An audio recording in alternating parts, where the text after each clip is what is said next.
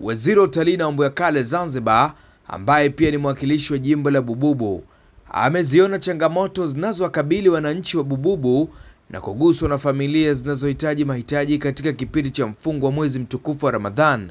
Kama hapa anavyoanza kuzungumza mara baada ya sadaka hizo na kuzigusa familia hizo.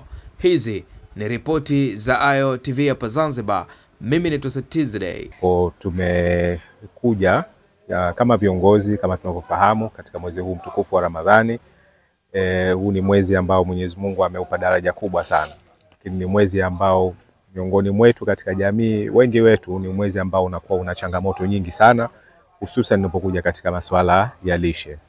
Kwa hiyo kupitia ofisi yangu tumeona tuwakumbuke baadhi ya wananchi ambao wanaishi ndani ya hili jimbo, hususan wale watu ambao wenye mahitaji maalumu, lakini vile vile watoto mayatima.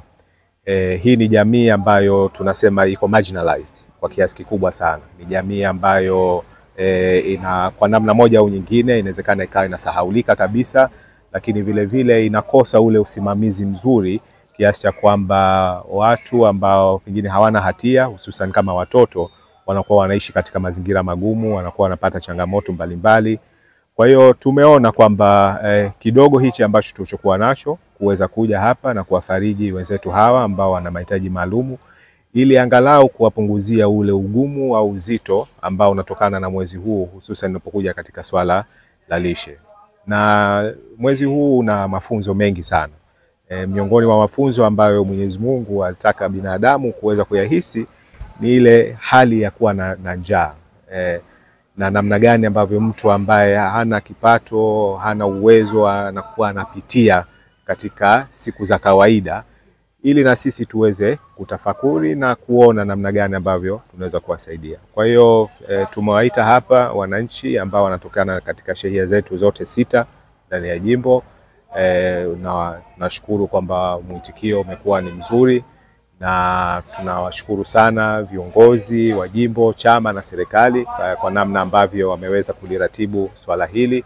Lakini vile vile shukrani za kipekee kwa wananchi ambao licha ya changamoto ambazo wanazipitia, lakini bado wameendelea kuwa waelewa, wastahamilivu, wavumilivu, na kuendelea kuwa na imani na viongozi ambao tupo hapa.